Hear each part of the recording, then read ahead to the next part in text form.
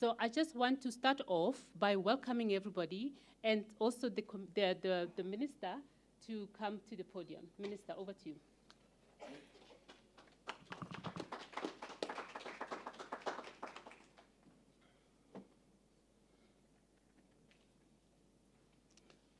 Program Director, thank you for the opportunity.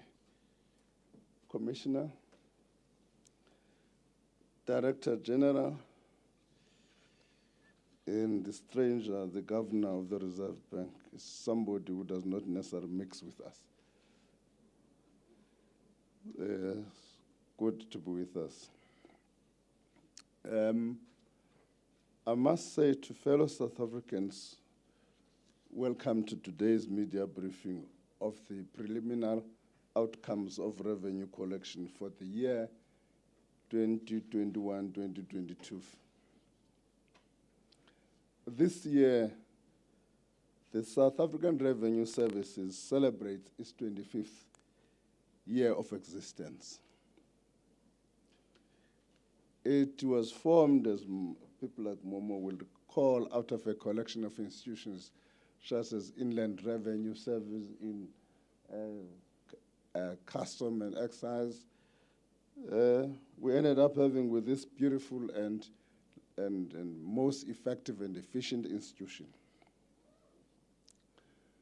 It was followed by a series of public finance management reforms, in particular the Public Finance Management Act and the Medium-Term Expenditure Framework. The underlying principles behind these reforms were transparency, efficiency, and effectiveness in public financial management.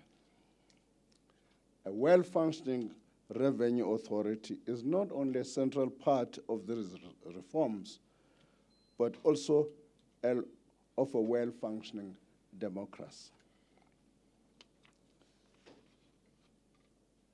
The current financial year started with a budget in February of an estimate of about 1.361 billion.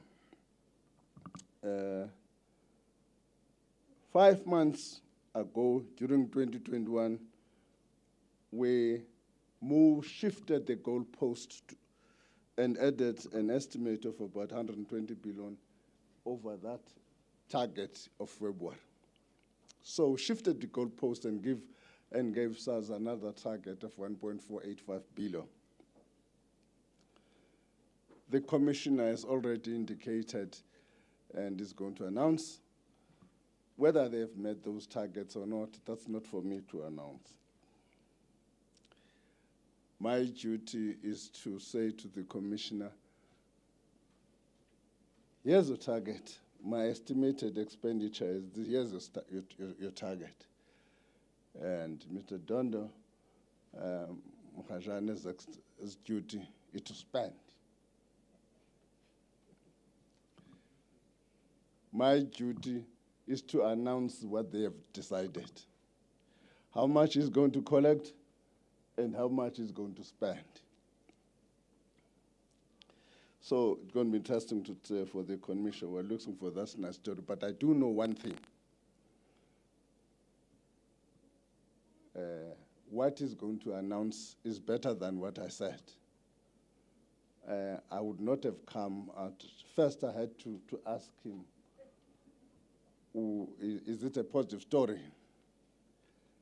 He actually refused, but I know that it's a positive story, so that's why I'm here. I would not have come here if the story was not positive. The end of the 2021 financial year came on the heels of preceding 2 years of COVID waves, which has had a devastating impact on our economy.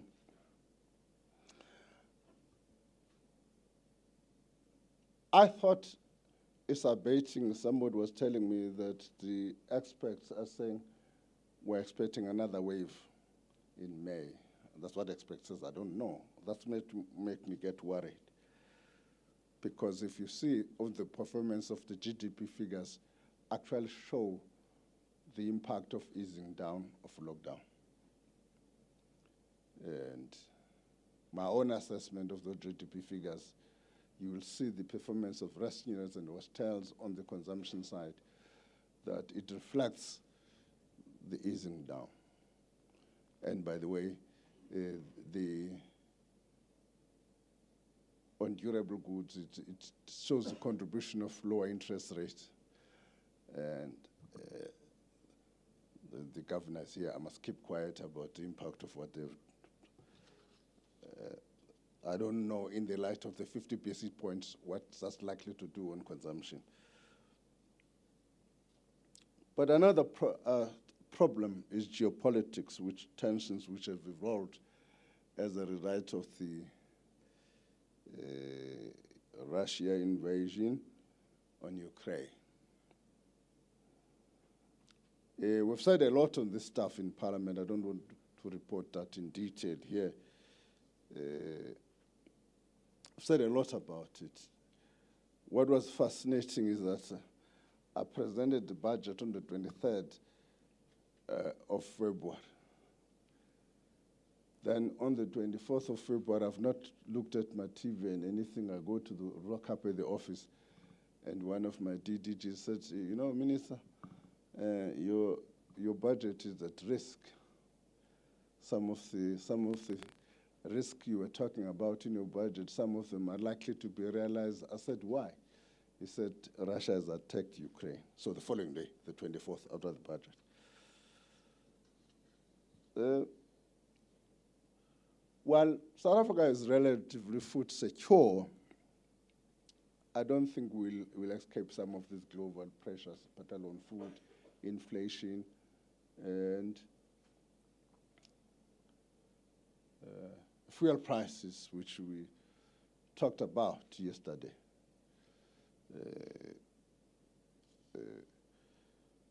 But we must remain committed to structural reforms, job creation, and inclusive economic growth. So it's going to be not going to be an easy ride. Not going to be an easy ride, but I'll continue to give the Commissioner some higher targets. So the steady improvement at SARS fuels necessary improvement in our fiscal position by way of improved revenue collections and coordination of cash flow management in conjunction with National Treasury, resulting in improved public debt management. I think that's the point we said in the budget speech, is any revenue increase, we split it. Some of it goes into plugging the hole in our debt service cost. But let me just make the significance of this taxing in a democratic system. It's part of the social contract between the state and the citizens. Tax legitimacy and perceptions of fairness in the distribution of tax burden are crucial to the willingness of citizens to pay taxes. Therefore, it is of utmost importance to adhere to the principles of good tax system, namely efficiency, equity, simplicity, transparency, certainty, as well as ensuring a beyond tax system that responds to the business cycle of the economy. We've come a long way, and we're still learning, growing, and most importantly, perfecting the tax system. The Commissioner, when he saw one paragraph of the speech, he said, oh, I'm glad you're promising to give me money, because I said it is our intention to assist SARS with the required resources to improve its capability. The investment in SARS is essential for our sustainable fiscal integrity. I think, Commissioner, there's greater consensus on this issue, even in Parliament. People are asking me about this question, so that even the opposition parties are of the same view, that capacitating SARS is an urgent task. Not only is that task now, but it's also about trade facilitation. We made the point that we've got to modernize our border posts to facilitate trade facilitation. Let me also acknowledge continued improvement and progress made this far by the South African Revenue Services in rebuilding the organization. The Commissioner for the South African Revenue Services, Mr. Edward Kisworth, let us continue to join forces with the team at National Treasury and work towards improving the fiscal integrity and achieving economic prosperity for South Africans. My sincere gratitude to you, your executive committee, and the hard-working team at SARS. I look at this thing, my first thing I did was to know how revenue is collected, so you helped me to baptize by taking me. This office, it was before all of this thing was moved to this side. I was shocked today you've moved it from the other side. So it's quite an important and impressive technology, which I think we should emulate even in the government systems, DG. Thank you very much.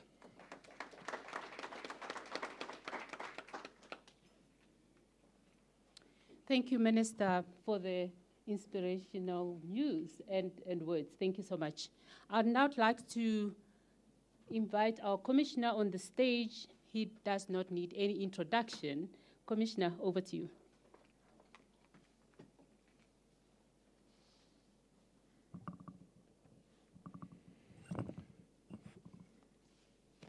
Thank you, Minister, for your warm introductory remarks. While you were talking, Donda and I just agreed on a formula for the extra revenue. So it's signed and sealed. But I would like to say that it's really a pleasure to have our colleagues in Treasury with us. You know that for a few years, this practice, long-standing practice, since the inception of SARS was interrupted, and it's today a wonderful opportunity to have the Minister of Finance at this announcement, along with the Director General, Mr. Donda Mokhojane, as well as our Governor of the Reserve Bank, Mr. Lesetja Kganago, and then also other Treasury colleagues who join us here today, along with our own colleagues. So good afternoon, ladies and gentlemen. Welcome to the Minister of Finance, the DG of Treasury, and the Governor of the Reserve Bank. Welcome to my SARS colleagues, and to those who have joined us online for your virtual presence. At some future opportunity, we would like to bring you into the room and share with you how the operations of SARS work in reality. 25 years ago, when SARS was established, we would have thought that the journey into adulthood, who would have thought that the journey into adulthood for the organization would be characterized by a series of defining events. In 1997, the same year SARS was born, a little company, Zip2, being founded by South African-born, then 27-year-old Elon Musk, was 2 years old. Today, he has gone on and built some of the biggest companies and become the wealthiest man on the planet. Today, Amazon, the year SARS was born, Amazon introduced a little feature called One Click, a feature that allowed for the first time the safe storage of credit card information. And this catalyzed an unprecedented growth in online shopping. 2 years later, a little computer virus named Melissa dampened this one-click honeymoon when the general public for the first time had to confront with cyber hacking on a global scale. But online shopping continued unabated. E-commerce continued unabated. And so when SARS today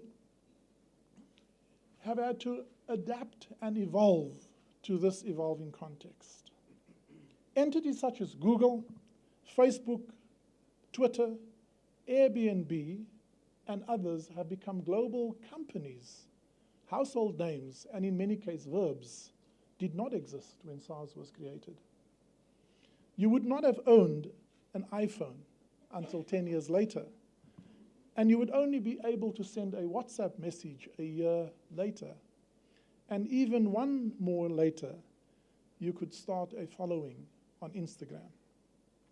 These are just some of the disruptive and exponential changes a revenue authority such as SARS has had to adapt to remain effective and relevant.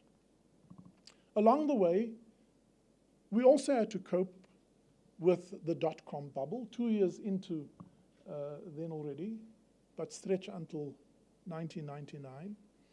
We've had to cope with the 9/11 terrorist attack on the New York World Trade Center, the financial crisis in 2008, 2009. Some of us who were here at the time will remember in 2008 we produced our first ever revenue surplus, and then the crisis happened and we lost ground and scored a few own goals after that as well. More recently, we've had to deal with the devastating effect of state capture and still grappling with the erosive effects that it has had on institutional governance and integrity and capability. And no sooner has the building of SARS begun, the rebuilding, we were confronted by a little virus that by now have become a friend of all of us and has visited us in many of our homes, and resulting in a sharp contraction in the economy and subsequently in revenue collections in 1919, 1920, subsequent to those years. Thankfully, we have entered into a period of economic recovery and regaining momentum as we're rebuilding SARS. So in our silver jubilee year, SARS can certainly not claim an uneventful journey. We will reflect more on this journey later this year, but you may recall some of the notable milestones in this period. The new income tax system, NITS, was introduced in 1999, and it was a humble yet profound step towards automation. The SIACA program was launched in 2000 and recognized the need for fundamental transformational change of SARS as an inwardly focused, cobbled together institution and turn it into an outwardly focused, taxpayer-centric service organization.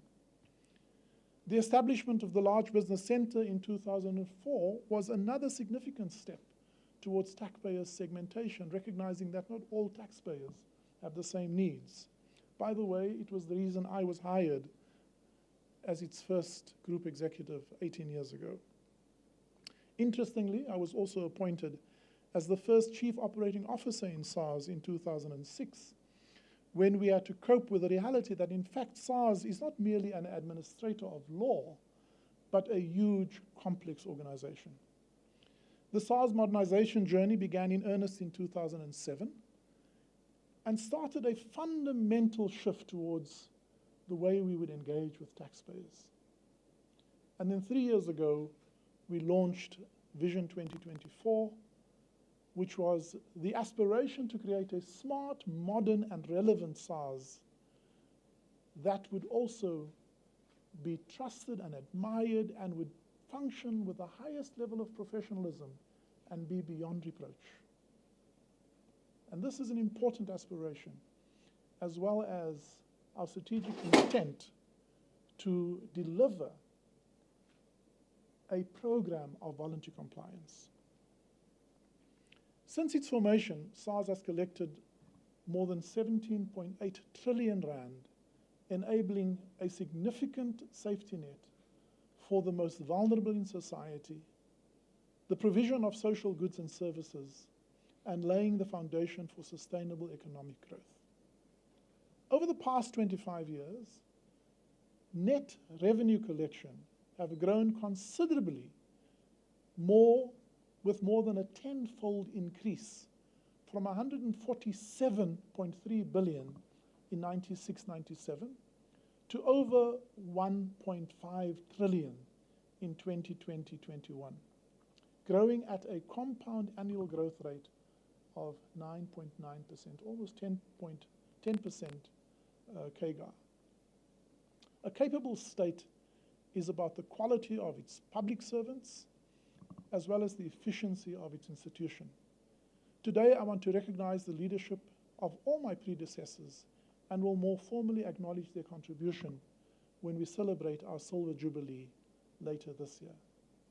Over the past 3 years, notwithstanding its huge challenges, SARS has made significant progress in restoring its integrity, its credibility, and its performance.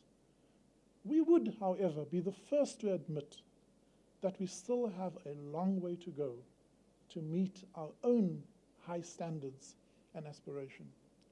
It is against this backdrop that we announce the tax revenue performance today. In the past 3 years, we have worked to clarify the components of the revenue system. It's always been there, but we made it explicit and made a hard distinction between the revenue we receive as a result of voluntary compliance versus the revenue we have to collect when taxpayers fail to honor their obligations. Specifically, we have shifted our focus to the latter, which reflect the actual work we do that results in the revenue collected while strengthening the entire revenue collection system. This work is what we refer to as the SARS Compliance Program. And those of you who were in the lockup earlier saw some of the detail thereof. This approach recognizes that the revenue system is comprised of 3 interrelated factors that influences revenue performance. Firstly, a set of tax policy instruments within any given set of economic conditions implies a theoretical revenue outcome. Secondly, the level of tax morality and tax compliance within a society attenuates that potential revenue outcome and is especially impactful when the public lose confidence in government and in institutions such as SARS. And then thirdly, the capability and capacity of SARS to administer the tax laws and implement its compliance program will result in the actual revenue collection. And that is how we manage the revenue system within SARS. In a perfect world, where these 3 work together, we would achieve optimal revenue outcome. We know that unfortunately this is not the case. Given that we are experiencing significant shocks and strains in economic activities and are struggling with low levels of compliance, the administrative capability of SARS and its consequent compliance actions is critical to achieve the best possible revenue outcome by collecting all the taxes that are due. I would now like to turn to the tax revenue performance of the period that ended at 12 midnight last night. Given the National Treasury's assumptions of the state of the economy and the current tax policies, at the February 2021 budget announcement, the Minister of Finance set a revenue estimate for SARS of 1.365 trillion rand for the financial year that ended yesterday. The estimate was then upwardly adjusted by 120.3 billion in the October 2021 MTBBS to 1.485 trillion. And then about 5 weeks ago, when we knew more about the actual economic conditions for the fiscal year, as well as had more confidence in the improvement in revenue collections, the Minister in his February 2022 statement announced a further upward revision of 61.7 billion rand, thus increasing the full revenue estimate by 182 billion and set us the challenge of collecting 1.547 trillion rand. The steep economic contraction in 2020 due to COVID-19 and later worsened by the July 2021 social unrest, resulted in the economy in 2021 in real terms being 1.8% smaller than in 2019, in nominal terms increasing by 10.7%. In expenditure terms, private consumption in 2021 remains in real terms the same, below pre-pandemic levels, while government investment contracted. Growth in real household consumption is expected to rebound to 5.7% in 2021 from minus 6.5 in 2020, and a moderation to 2% expected in this current calendar year. Of course, much of this is driven by non-durable goods, the consumption expenditure by both companies and individual taxpayers across various sectors and income groups. The recovery of the various sectors of the economy were not only uneven, but also varied from quarter to quarter. We found and saw that mining and manufacturing recorded strong real recoveries in 2021 of 11.8 and 6.6% respectively, but that the construction sector, on the other hand, contracted by almost 2%. Only agriculture, mining, and personal services exceeded their pre-pandemic levels by the fourth quarter of 2021. In the current financial year, trade was dominated by commodity exports, mainly platinum, iron ore, gold, and coal. South Africa experienced coal imports of mineral products and experienced it continually driven by fuel imports, an important input factor into our economy. But on exports, we found that rising exports have led to trade account remaining in surplus over the past 24 months. And as a result, the increase in exports has also been boosted by profitability in those entities that trades in precious metals, stones, ores, coal, and vehicles. There has been a growth of 27.2% in imports that has contributed to an increase in import taxes to above COVID-19 levels. The net effect of all of this has been a positive impact on our trade balance. Public confidence, of which tax compliance is a proxy indicator for that, is measured as a combination of registration compliance, filing compliance, payment compliance. We noted a year-on-year improvement in on-time filing compliance of individuals of 10.4%. Personal income tax, trusts of 3.3%, company income tax of 1.5%, and pay as you earn at 0.6%.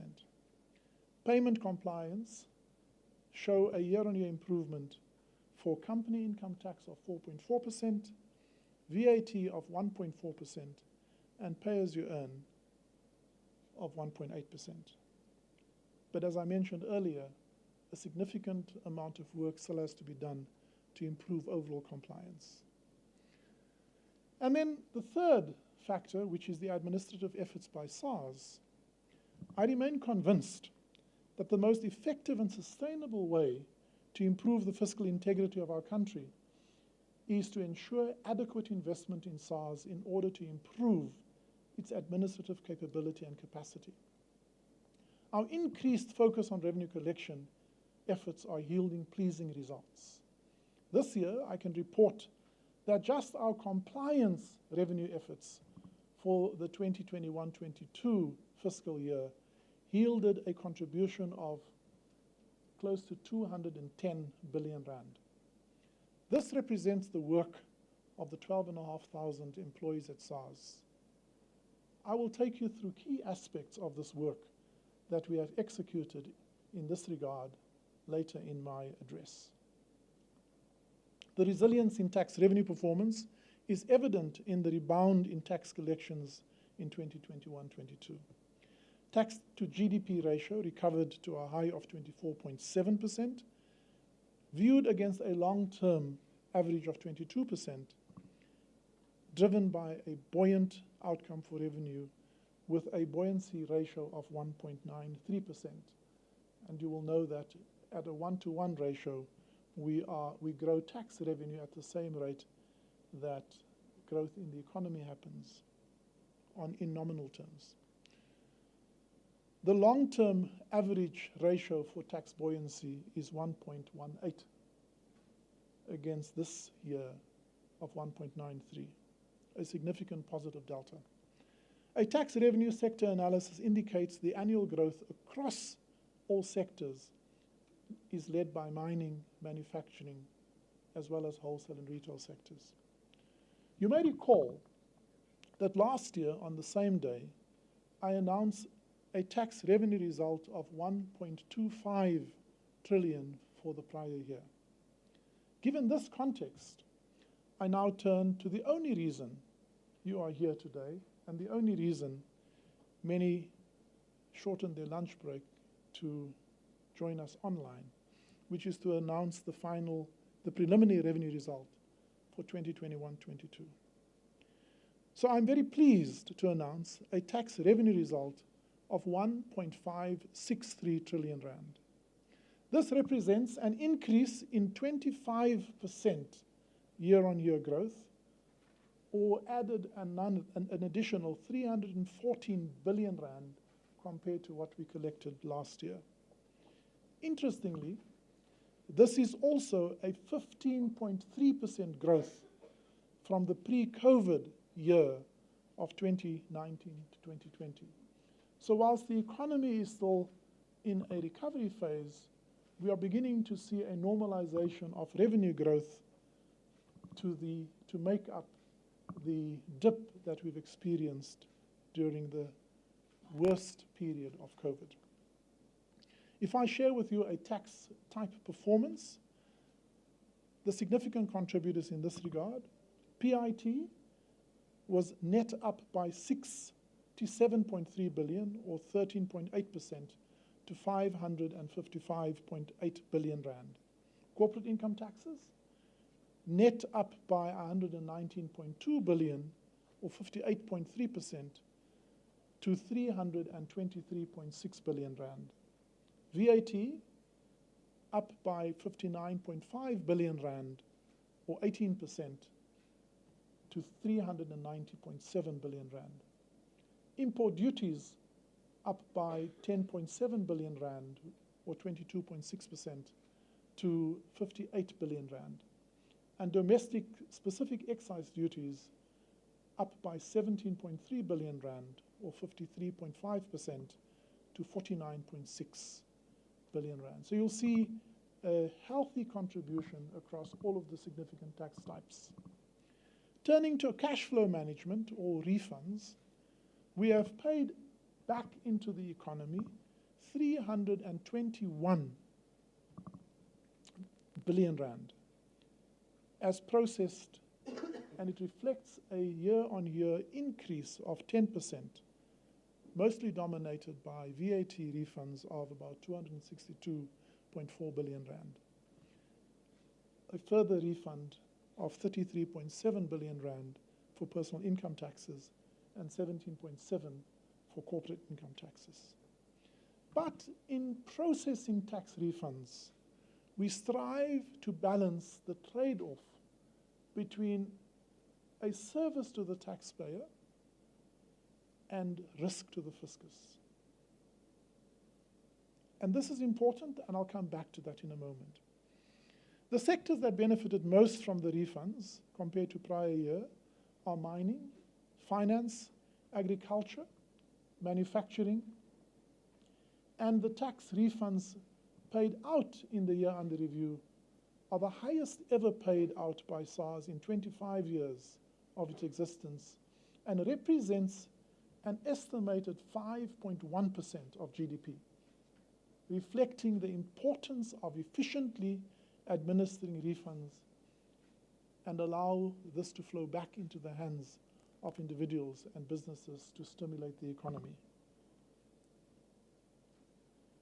From a segment perspective, we have established the large business and international segment as we reported before, and I pause to reflect on what we have seen since its relaunch. We've had a year-on-year increase of 110.6 billion rand in revenues from this segment, rebounding from a -3% contraction in the previous year, and an overall compliance increased by 3% to 91.78% for the current year. The director of the segment also reminded me this morning that for the first time in our history, we have achieved a R500 billion collection just from that segment. So almost a third of our total revenue just from this segment. Whilst we are not yet where we ought to be, the decision to reconstitute the LB&I segment is proving to have encouraging results, and we will continue to pursue the enhanced taxpayer experience while responsibly collecting the revenue that is due, again, that risk and service balance. Similarly, we have launched the high wealth individual segment, and in the year under review, we have appointed the director in this regard to be fully in charge of the end-to-end experience of taxpayers, as well as managing the compliance outcomes. We have seen a year-on-year increase in revenue from this segment of 265 million rand, and an overall compliance improvement of 4% to 91.78% for the current financial year. It is still early days. However, significant progress in creating the single view for wealthy individuals will prove to be beneficial. We have developed a model that provides an integrated view of these taxpayers to serve them better, but also to ensure they remain compliant. The assets of wealthy individuals, as we've mentioned before, whether owned directly or indirectly, reflect more their true obligations than simply income from regular employment. Furthermore, we have deepened our segment focus in respect of SMMEs. We have had a year-on-year increase in revenues from the segment of 203.5 billion rand, which is a 23.6% improvement, and the overall compliance has increased year-on-year by 0.66% to 62.88%. In this segment, we have much work to do. Let us now take a few minutes to share with you the administrative effort by SARS in a little bit more detail. If we are to collect all the revenues that are due to ensure optimal compliance and facilitate trade, that is our mandate, of which we are clear. However, the efficacy of SARS, the way we administer these laws, the way we operationalize our efforts into an efficient system is what ultimately produces the revenue outcome. It also prevents unnecessary or impermissible and at times even fraudulent refunds. As I mentioned earlier this year, these efforts contributed to 209.7, almost 210 billion of additional revenue that may not have been collected were these efforts not exacted. This includes 137.5 billion of additional revenue inflow, whilst preventing impermissible refund and leakages worth 72.2 billion rand from leaving the National Revenue Fund. In other words, if we did none of our audits or investigative work or our verification checks, another 72 billion of refunds would have flown out. We are making steady progress in our efforts, administrative efforts, and are seeing several pockets of efficiencies emerge. But it is too early for us to declare victory. We dare not. We have a long way to go and still drop the ball far too often. But it is important also to appreciate progress already achieved and to acknowledge the efforts of the committed employees at SARS. The compliance dividend of 210 billion rand results from the following administrative actions that has contributed to the tax revenue collections announced here today. I'd like to share some of this and its impact it had on revenue.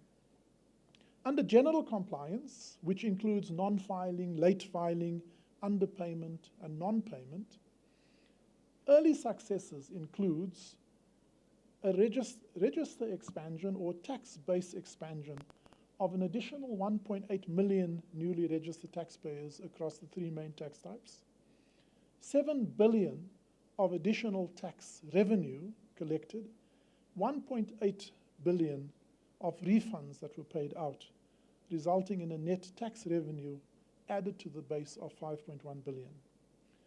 A focus on overdue payments and outstanding returns, and if you see our mountain of outstanding returns, you would be horrified.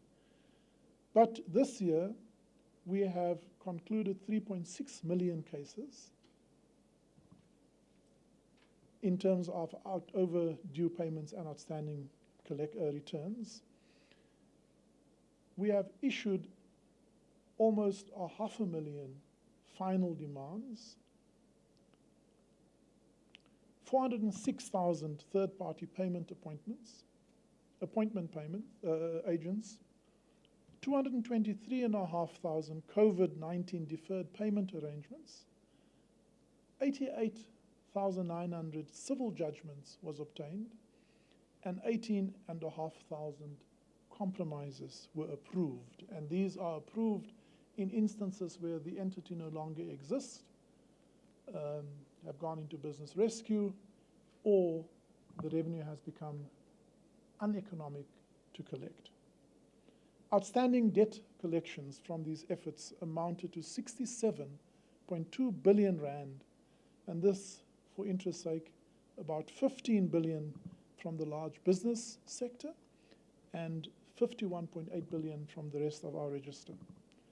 Outstanding returns collected over 3 million in this year, resulting in a further revenue of 3 billion. We have also finalized 1,635 applications for our voluntary disclosure program, yielding a further 3 billion rand in cash, and prevented refunds of a further 865 million rand from flowing out. We've invoked paragraph 19.3, and this is where, in our estimate, we consider that the taxpayer have underestimated their own provisional payment. We can then invoke 19.3 to raise an additional revenue.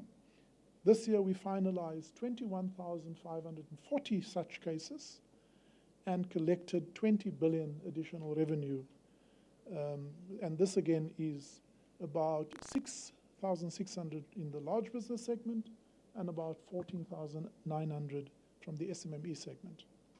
In terms of refund risk management, sadly, attacks on the SARS revenue system remains a high risk and a huge concern for us. Fortunately, as we continue to leverage the extended use of data, using machine learning algorithms, artificial intelligence, and technology enablement, we will not only improve our engagement with honest taxpayers, but we are also expanding, very importantly, our capability to present a credible threat of detection where there are instances of non-compliance. And we are unapologetic that we will make it hard and costly for those who seek to defraud the fiscus. That's simply stealing from the rest of us. As a result, we have detected and finalized 1.87 million instances where a refund was either impermissible or we used it to offset a debt due by the taxpayer. And this has prevented an outflow of 70 billion of impermissible refunds, which impermissible outflow, which is made up of about 61.4 billion of impermissible refunds and about 8.62 billion of debt that was legitimately owed to us. As far as tax and customs audit and investigations are concerned, our specialized audit and investigative work, where we have 270 specialized auditors, have raised a number of additional assessments totaling 25 billion rand arising from phenomena, and I'll share with you some of the examples so that you know what we deal with. We finalized 9 cases with a value of 64 million, where entities make payments to investment policies that are disguised as insurance premiums and then deducted under Section 11A of the Income Tax Act. So these deductions are not permitted. We've completed 25 lifestyle audits where a completed value of 474 million was yielded. Lifestyle audits involve mainly individuals where we look at the tax declared by an individual and compare that to their lifestyle. And where there is an obvious mismatch, we conduct a lifestyle audit. Examples would include capital reconciliations. The use of third-party data are considered in determining the correct declaration amount.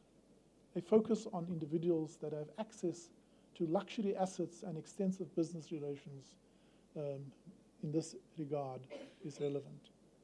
We've also had 33 cases relating to luxury vehicle ownerships, yielded a value of 160 million rand. And this is where we target compliance interventions where we notice that individuals, again, they're owners through their own or the name of entities of luxury vehicles, but are otherwise non-compliant. And we pursue them through the instruments available to us. Another, what I would call sad indictment, is that we have 35 instances where religious institutions abuse the tax system, and this has yielded 742 million rand. This would be where the institutions would either misrepresent the true nature of their income or expenses of the entities and individuals involved. And often, again, a lifestyle check shows a mismatch between income declared, the permissible deductions that are allowed. Another area of abuse, again, another good intention is the ETI, the Employee Tax Incentive, where learning institutions collude with employers to claim impermissible deductions from their payroll with the intention to provide employment. And we've had 30 cases yielding 245 million rand. In the security industry, we've also completed 32 cases yielding 682 million rand. And this ranges from unsubstantiated zero-rated outputs, under-declaration of income, non-declaration of fringe benefits, and disallowable expenses, to name a few. In our customs area, our response to illicit trade has resulted in more than 1,927 seizures, and through that removed illegal goods from circulation to the value of 3.4 billion rand. And this would include counterfeit seizures, it would include narcotics, seizures from the clothing and textile industry, as well as the cigarette and tobacco industry. In addition to this, customs have collected 2.7 billion from customs contraventions that include either the misclassification of goods, duty evasion, undervaluation, and rules of origin abuse. Our ongoing efforts on transfer pricing and international taxes continue to raise a concern where companies utilize base erosion and profit-shifting practices.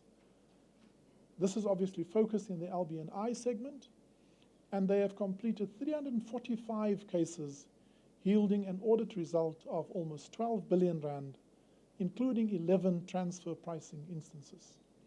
45 cases of where we have reversed an assessed loss amounting to 1 billion rand. We also have a division that focuses on syndicated tax and customs crime. We are in ongoing collaboration with the work done by the commissions of inquiry, as well as working with our sister law enforcement agencies to investigate state capture instances and other instances of tax crime.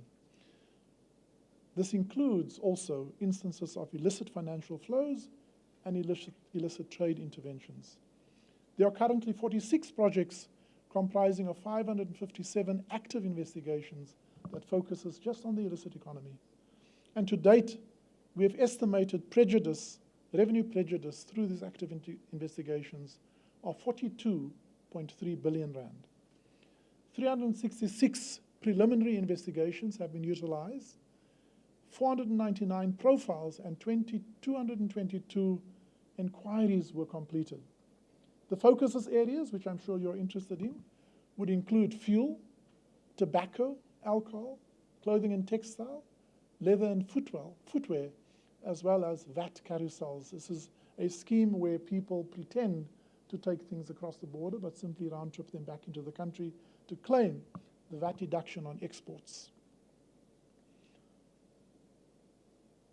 And the sectors specifically includes the gold sector, the abusive liquidation of business rescue practices, an aspect called phoenixism, where you simply buy an off-the-shelf company, you trade with it with you use it with no intention to trade.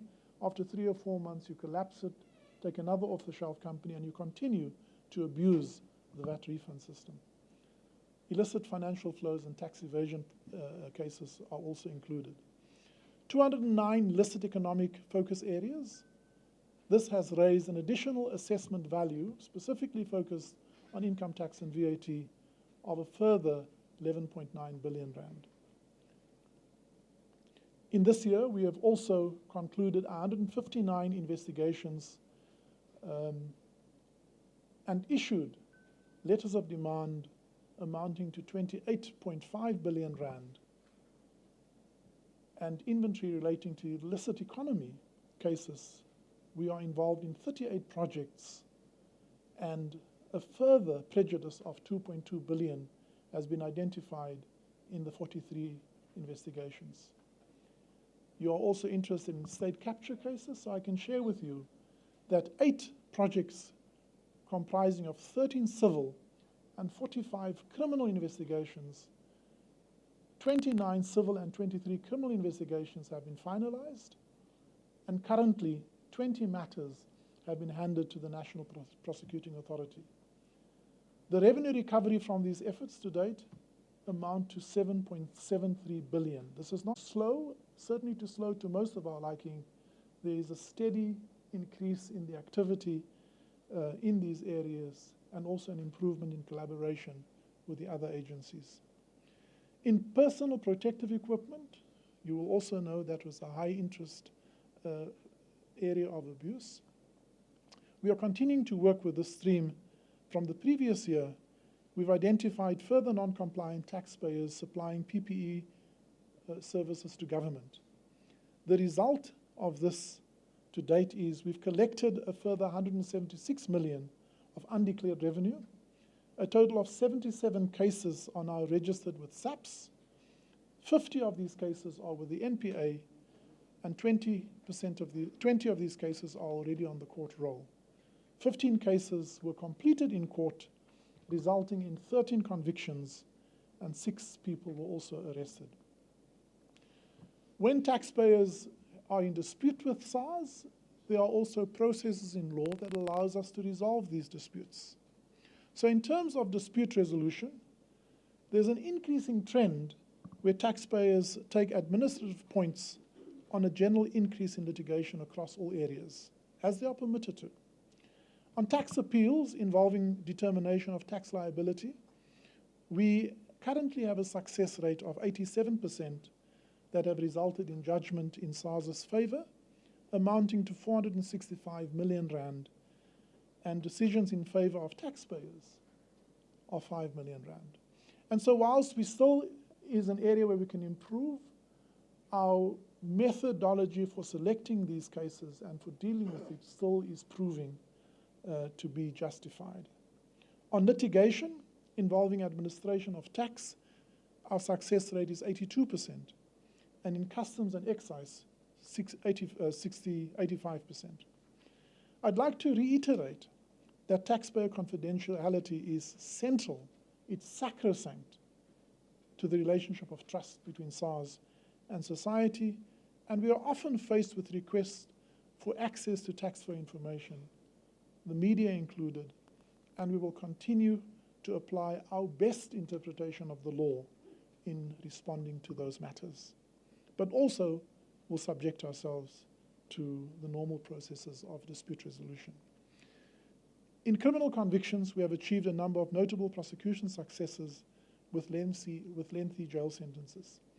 116 convictions were obtained, 13 cases resulting in custodial sentences totaling 73 years with respect to crimes in the main tax types. And fines of a further 3.8 million have been imposed, with orders for 22 million to be paid to SARS. At this point, I would like to ask my colleague, the Chief Revenue Officer, to just make a few points about next year, and then I will conclude my presentation. Thank you. Thank you, Commissioner. I think suffice to say that the Commissioner has touched on the current year, the year that has just concluded. We are hard at work in the first day of the new financial year as we plan to collect the revenue for this year. And therefore, as we go into the future, we are expected to collect 1.599 trillion in taxes at a net level. This would amount to a gross collections of close to 2 trillion in the year that we are just starting, with refunds that are expected to flow. You would recall earlier we spoke about 321 billion that we paid this year.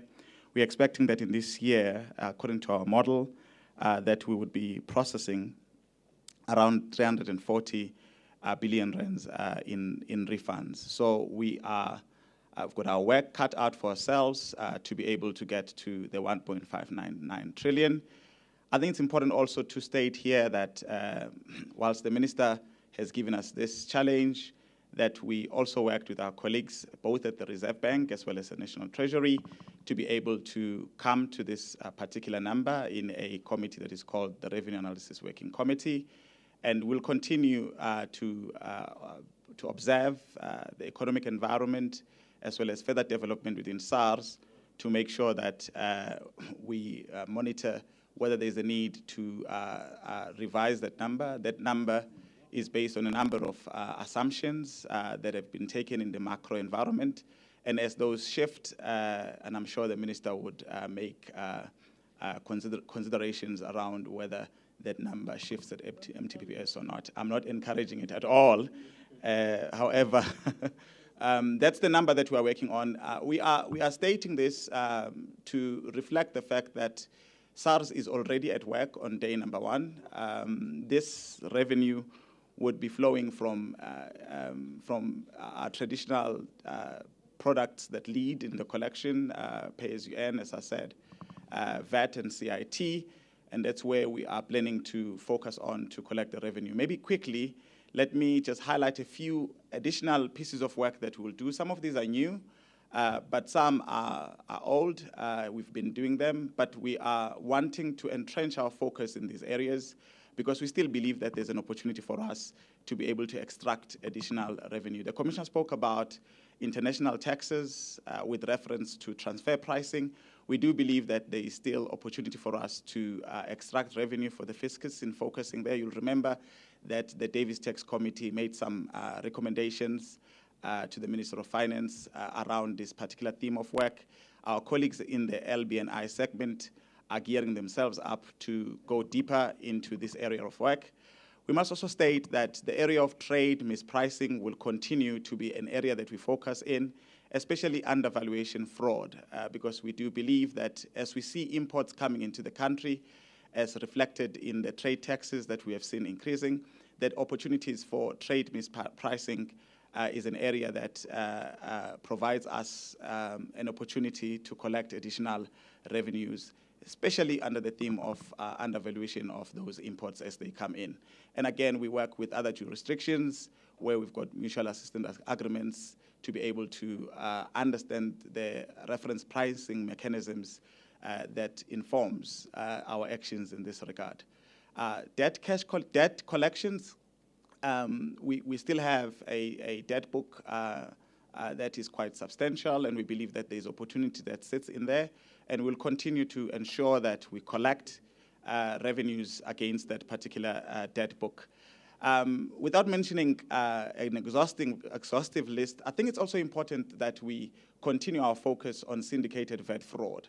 I think the Commissioner spoke about the fact that we want to ensure that we balance risk as well as service. And it's important, if we are processing 340 billion rands of refunds overall, that we keep an eye on the service element of it, as well as the risks that are attendant to those refunds that we then process as an organization. An interesting area that has developed since COVID struck us is e-commerce, and we are looking at foreign entities that participate in e-commerce. We've had early successes, and we are going to be deepening that particular area to be able to look at opportunities to extract revenue. I must also state that with the director appointed in the high wealth individual segment, it does provide an opportunity for us to deep dive in that particular area. Firstly, with a view and an attitude of ensuring that the service is heightened, but also to make sure that taxpayers in that particular category are looked at from an integrated perspective.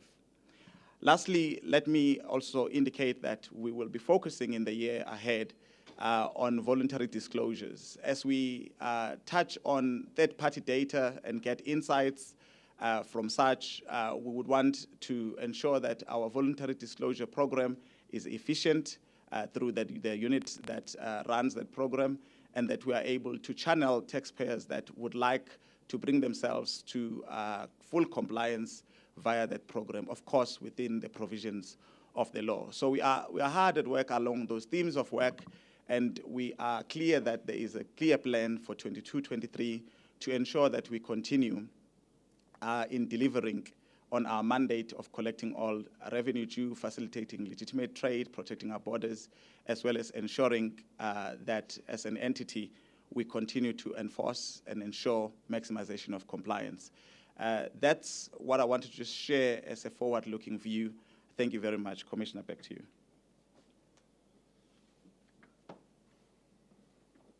Thank you, Johnson. So just to wrap up then, this year we have crossed a number of significant key milestones at SARS.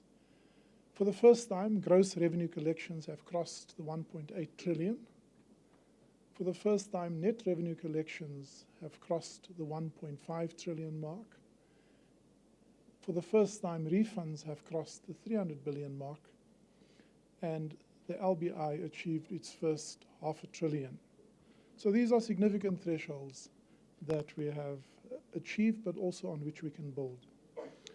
We will also, this year, continue to embed the new SARS leadership model, because the change of any organization starts with the tone at the top, and we have a lot of work to do there. We will also look to embed our new organizational arrangements. Most of the positions have now been filled, and so now it's about getting rhythm and driving efficiency. The use of data and technology for a more intelligent and enabling environment is central to the work we do. And we have to step up our momentum of our modernization program subject to available resources. We assure all South Africans that your tax matters. Thank you for attending and for joining in this.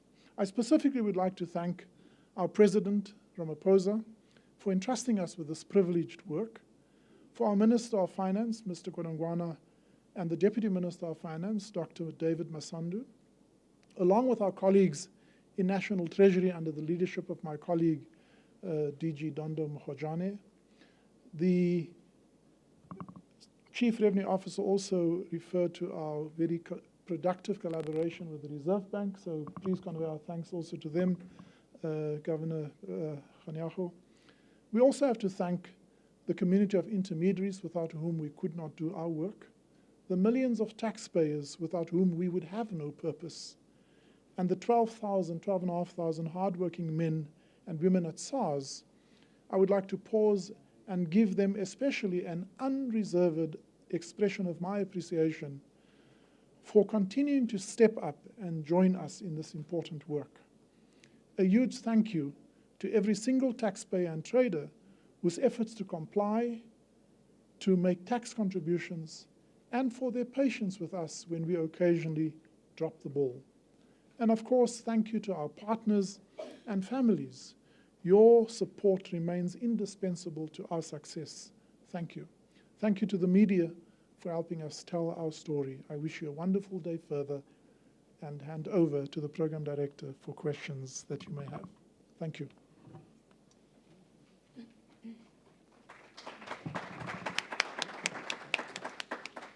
Thank you very much, Commissioner, for the detailed speech and also the journey that you took us from the 25th year we started to date. It was such a phenomenal story to tell. Thank you. And I'd also like to thank Mr. Chief Revenue Officer for the forward-looking in terms of what we are aspiring to do in the future.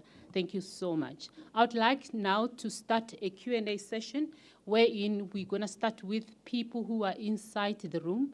And the aim is to make sure that we get the questions. And we would like to do it this way, to have at least 2 at a time. We raise a hand and tell us your organization and then give us your question. And then we'll hand over to somebody else. Maybe the roving mic, please. Can we start with, okay. Thank you, CPT, for helping. Good afternoon. My name is Velim Tiane from the SABC News. Just one quick question. In terms of the VAT fraud, how big it is and how much effort is SARS putting in that? Because we have seen that even within the SARS employees, we have seen a certain number of cases where they are involved. Thank you. Thank you. Yes, Commissioner John Fraser, is this working? Okay, good. Sorry, I can't hear it through my mask. Commissioner, as you'll be well aware, during the COVID pandemic and continuing, there has been an upsurge in South Africans setting up home offices. There is also a perception that SARS is hostile to this and not being as kind to people who are trying to obtain tax benefits as a result. Could I have your thoughts on this? Second, a question for the Minister, please. You mentioned when you were informed of the Russian invasion of Ukraine and you're concerned that this might have an impact on the South African economy. Do you therefore condemn the invasion? Thank you for the 2 questions. Can I hand over to the Commissioner? Thank you. Just on the VAT fraud, I think if you had listened to my announcement, the gentleman from SABC, I can't see you. You have noticed that we make extensive use of data analysis to detect instances of fraud. How big is the problem? We don't know how big the problem is. But we are clear that it is a huge risk, and our efforts just this year have resulted in over 70 billion of impermissible frauds, and the biggest component of that would have been VAT fraud. And that work continues. Unfortunately, we live in a society that is sick with corruption, and we have to speak to that and do whatever we can to address that. Otherwise, we are equally complicit. John, of course, when people's deductions that they may think is allowable is denied, many of them would be unhappy with us. To call that hostile would be to say that the fact that we are enforcing our laws is an act of hostility. I think when instances where our employees are unprofessional in their behavior, I would happily take feedback on that and we'll deal with it, because I do not condone our employees for unprofessional behavior. But I think it would not be right to say that the mere act of SARS administering its laws is an act of hostility. We have seen, unfortunately, John, a proliferation of individuals who have just taken a chance. Now, I have to also say, in balance, that Treasury with ourselves have taken the opportunity to review the traditional interpretation of home offices, because we are also alive to the fact that hybrid working conditions, more remote working is something which is here to stay. But until the law changes, we administer the law without fear, favor, or prejudice. But over the future, I don't know if the DG wants to say something in terms of that, but we certainly will make sure the law remains relevant to deal with changing the changing work context. Thank you. Minister? John said he comes from which media house again? Is that confidential? South Africa is a member of the United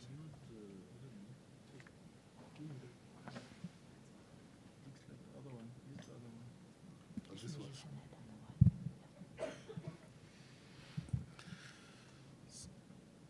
South Africa is a member of the United Nations. And Article 4 of that Charter of the United Nations says we must respect the territorial integrity of different countries. In that respect, we do not support a violation of the territorial integrity of any country.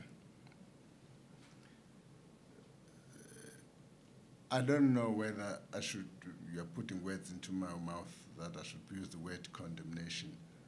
I'm just explaining my own understanding where we as South Africa do not support any violation of Article 4 of the United Nations Charter in respect of the territorial integrity of Ukraine. As to whether I should use such harsh words, that thing requires, it's quite a complex. The reason South Africa abstains is not necessarily in line in supporting, but there are other underlying propositions which South Africa wants to put forward, include we are supporters for peace and social progress. And we think the posture which has been adopted in dealing with this matter, it is not conducive to a quick and peaceful resolution of that conflict. Thank you, Minister. I would like to ask the DG just to comment on Home Office and the current thinking. And then I'd like to just come back to a question that I think is implicit in... Oh, it's working. I didn't get the name of the gentleman of the SABC. Veli. Okay, I just want to add something to what I said earlier, but Donda? No, thank you very much, and thanks for that question. I think, look, COVID has its own challenges, and it brought its own complexities, and what's important is that we have to look at what it brings in terms of new modes of work and new arrangements that we must think about. I think we as you know, we set the policy, and I'm looking at Chris, and Chris is saying to me, I can see it in his eyes. He's saying to me, any tax policy should be fair. Any tax policy should be fair and should be adequate. Adequacy is one of the principles that we look at when we develop tax policy, as you know. Simplicity is also something that we must think about, so that administrative ease also comes in, and transparency. So when we look at all these 5 principles that really form the base of tax policy, we then have to ask ourselves, and including the efficiencies that we need. I've got 1,100 staff at Treasury as an example. At any given point in time now, because of COVID, I've got 20, and many had to buy new desks, had to buy new working arrangements at home. And if you think of a business enterprise, and it's doing that, then you must really take these principles into account, think about the efficiency that you need, and ensuring that we adapt to a new work environment. So I guess it's something that we should be thinking about, Commissioner, and hopefully come the budget time, we will have to relook at that. And as you know, we have to put it in the law. Currently, SARS is administering what we had set out there, and please comply in the meantime. And when the time is appropriate, we'll certainly make changes if need be. Thank you. Thank you. Let me just quickly, that's not the only example. Hybrid work is one, multiple streams of income, people doing in the gig economy. Those are all changes that are current, and the reality is that often regulations and law plays catch up to those. Veli, I should have added, because you raised a very important point on instances where our own staff collude with taxpayers. We are very, very clear where we stand on that matter. It is a dismissible offense. We have arrested some of our staff. We have re-established an anti-corruption and integrity unit and looking at strengthening its capability to deal with instances of SARS staff who collude with taxpayers. We've already had a number of successful prosecutions and dismissals and instances where staff resign.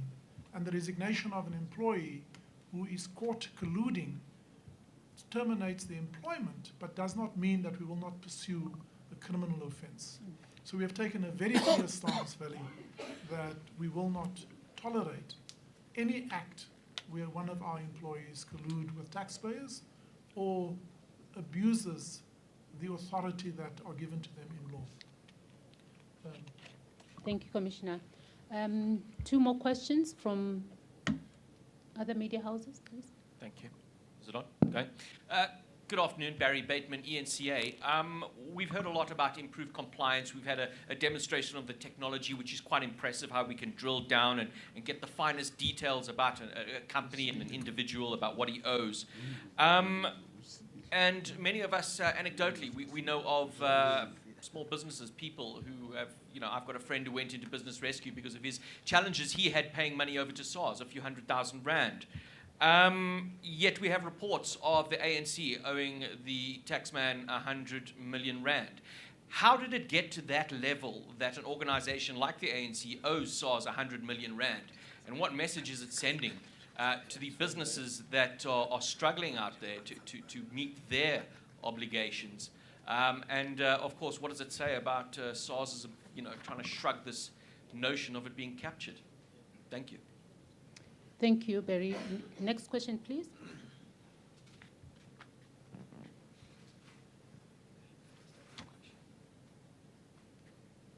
Do we have a second question? Thank you. Commissioner? Barry, let me put a challenge to you that if you have evidence of any SARS employee, including myself, who are captured by any political party, please present this evidence to us. If it is me, I will resign.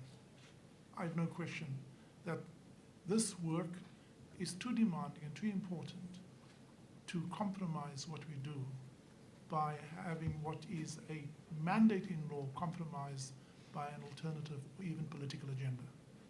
So any evidence in that regard would be welcome. Secondly, you know that we will not discuss or divulge the tax affairs of any taxpayer. There are certain instruments in law that permits us and gives us the clear conditions under which we can divulge such, and again, without fear, favor, or prejudice, I will treat every taxpayer the same. And every of our employees in SARS is enjoined in that commitment. We treat every taxpayer who owes SARS any money. The law provides a process of engagement. The law provides very specific legal instruments by which we secure any liability in favor of SARS and the time within which we have to do it. So I can give you the assurance that as far as I can vouch, no taxpayer, whoever they are, will have any different experience from SARS. But again, I invite you, if you have evidence to the contrary, please present them. Thank you, Commissioner, for that feedback. I just want to find out if there's any other question from the floor.